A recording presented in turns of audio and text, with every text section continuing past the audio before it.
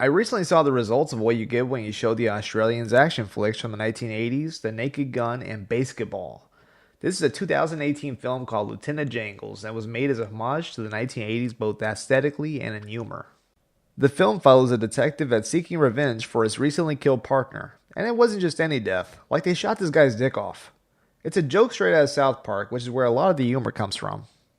This film doesn't pull any punches with its humor. It directly makes fun of everyone, including the handicapped, the gays, and women.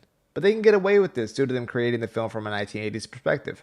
And it's honestly really funny despite the humor being incredibly immature. They throw a lot of jokes at the audience they see with sticks, and there's definitely a lot that does. That's one thing this film does really well, is be over the top ridiculous. The film's production value made me think it was shot for a few $100,000, which was primarily due to its locations and large cast. But upon further investigation, it was revealed by the film's Instagram page, which I assume was run by one of its two filmmakers, that it was actually shot for a much lower budget that they don't even know the cost of, which leads me to believe it was likely a lower amount, no more than about $20,000 or so. I think this fact alone is extraordinary considering the context of the film. It's smart in the sense that it knows how to be dumb, and is extremely aware of its budgetary limitations, and it channels the cheesiness of the 80s in order to justify this. Even the intro music made me feel like I was going to be watching an 80s version of The Running Man or something, which I've never even seen. This ultimately does make you feel like you're at times watching an extended YouTube video, specifically due to the obvious usage of Adobe After Effects. But then at other times, it does actually feel like a professional production. It goes without saying that any low-budget film with a car chase scene deserves a recognition. And considering it was made with such a low budget, it seems important to note that this feels like the value is upped immensely. The story does seem to get a little bit stale halfway in, and I personally lost a little bit of interest. Like, it felt like where they put the more effort was into the hook and the ending, and I feel like that the majority of films until recently did that as well, so I can't knock it as much as it likely deserves.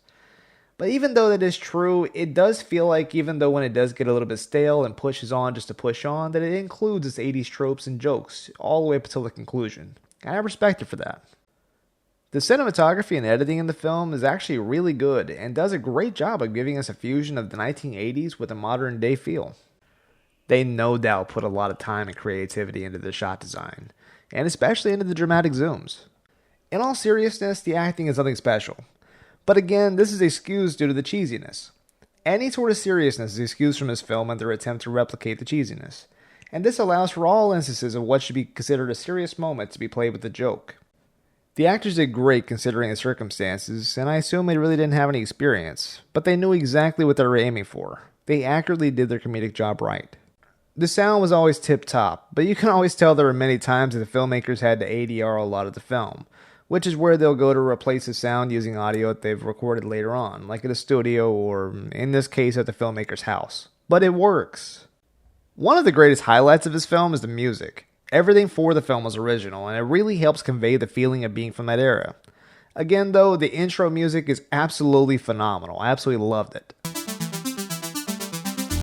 It just really authentically makes you feel like you're about to see Arnold Schwarzenegger or Sylvester Stallone or Dolph Lundgren or someone about to pop up on screen. Someone from a cheesy action movie from the 80s.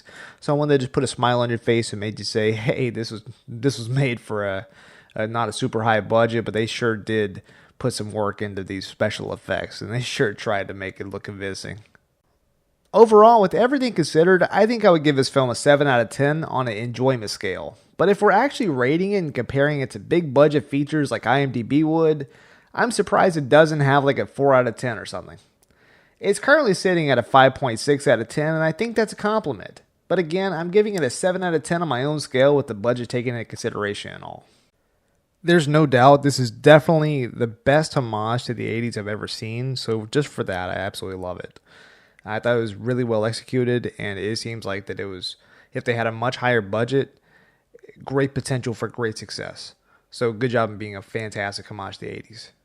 Thank you so much for watching. Like, subscribe, and leave a comment. Tell me, have you ever heard of Lieutenant Jangles before? Have you ever seen it? If this is a film that you liked, well, just go and put that down in the comment section below. Tell me if your opinion is a little bit different than mine. Tell me how wrong I am. I'd love to hear from you.